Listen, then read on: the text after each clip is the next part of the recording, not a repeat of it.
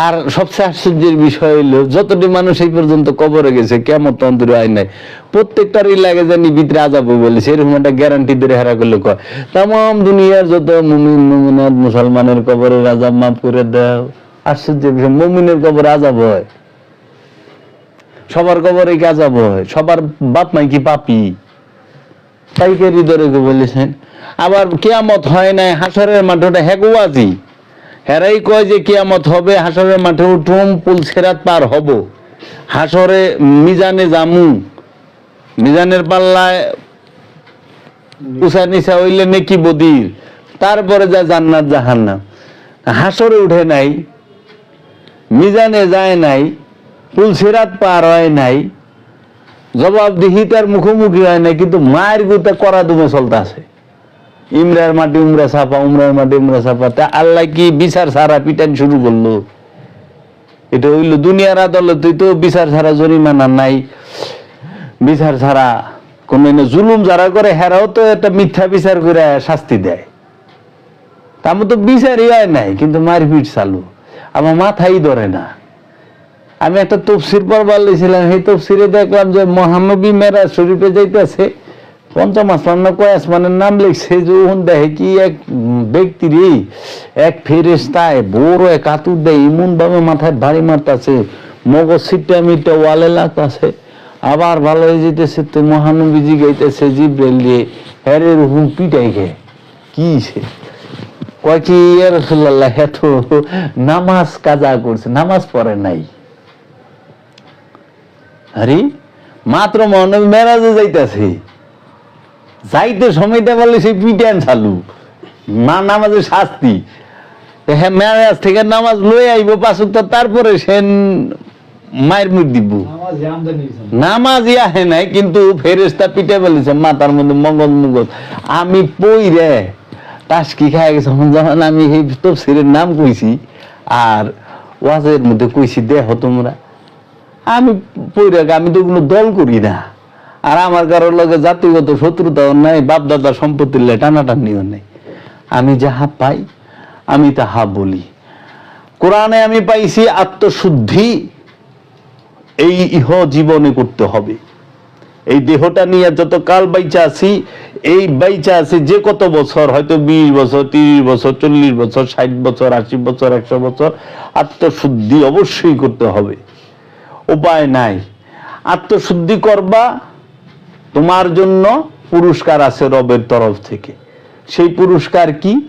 তোমাকে রব কেতাবের জ্ঞান দিবে, তোমাকে রব তার নিশানির খবর বইলা দিব, তোমাকে তোমার রব তার হিকমত দান করব, তোমাকে তোমার রব বান্দার মধ্যে প্রবেশ করায় দিব, তোমাকে তোমার রব জান্নাতে প্রবেশ করায় দিব।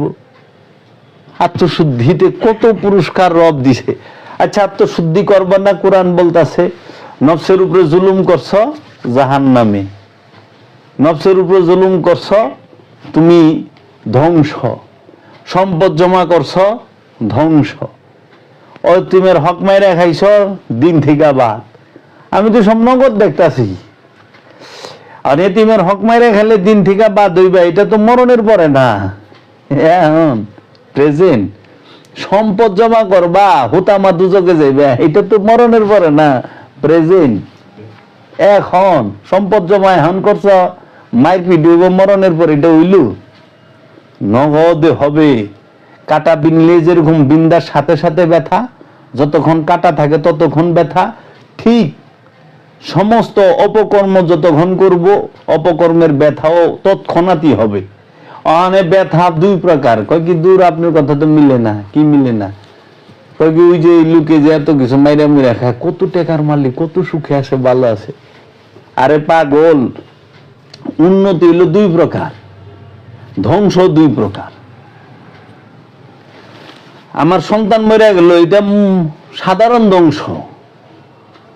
আমার ব্যবসা ধ্বংস হইল, এটা সাধারণ ধ্বংস। কিন্তু আমার নফস, সে যদি আমিত্বের মধ্যে, আমিত্বের গহ্বরে ডুবা যায়, ব্ল্যাক হোলের মধ্যে ঢুকে যায়, ওইটা হলো কিয়ামত পর্যন্ত ধ্বংস। এর জন্য যে ব্যক্তি অধিক সম্পদের মালিক হইল, তাকে আল্লাহ কখনো মুক্তি দিল না, তাকে আল্লাহ ধ্বংস করল। আল কোরআন যদি সে সম্পদ ধরে রাখে, আর যদি অধিক সম্পদ পাইছে বিলায় দেয়, তাহলে তার আল্লাহ রহমত দান করছেন। এই ওয়াজ আমি করুম কই?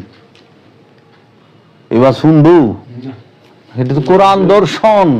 স্যার এখানে যে কথাগুলা বলতেছেন আপনি, প্রত্যেকটা কথার মধ্যে আমার কাছে একটু লাগতেছে, খটকা লাগতেছে যে আমি ওই এই যে ধরেন আমরা মানুষ মারা যায়, আমরা জানা যায় যাই, হুজুর দ্বারা কথা বলার সময় প্রথমে বলে দেখেন এইগুলো আমাদের জন্য শিক্ষা।